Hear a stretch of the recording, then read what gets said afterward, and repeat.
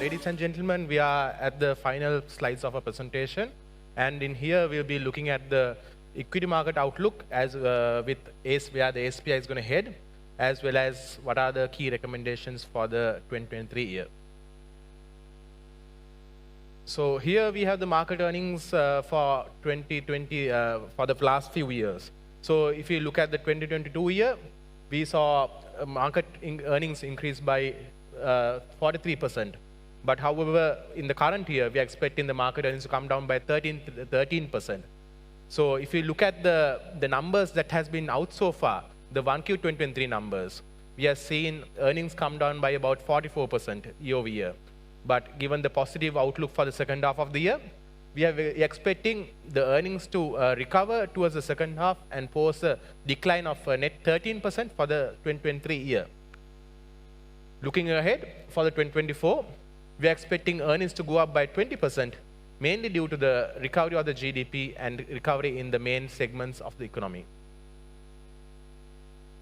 So this is a PER band chart that we had drawn up for the SPI for the last 10 years. So if you look at the last 10 years, the average the SPI has been behaving is between 10 to 12% PER.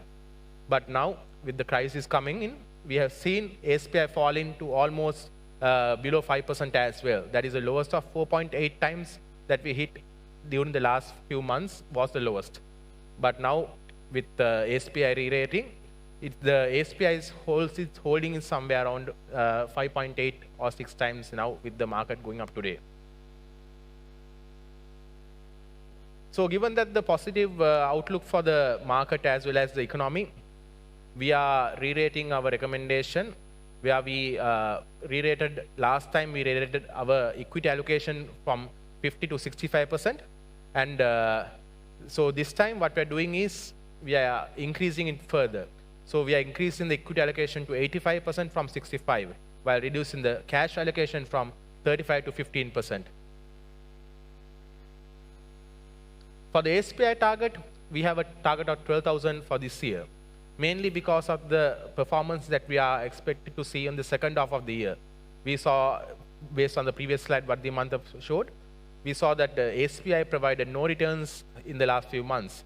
But going ahead, we may see index re-rating up to 12,000 by year end. And by next year, it will, with the positive earnings that are coming out, index may re-rate to 14,000, about 14 to 15,000 by next year end. Again, here we like to reiterate that our previous recommendation for equity allocation has been at 65, while the cash allocation has been at 35%. But now, with the outlook, improvement in the outlook, we are increasing our equity allocation from 65 to 85%, while reducing the cash allocation from 35 to 15%. So this is the list of recommendations that we have for this year. So if I present the argument behind how we chose these sectors, companies, is normally we adopt a top-down approach where we look at the country first and the top.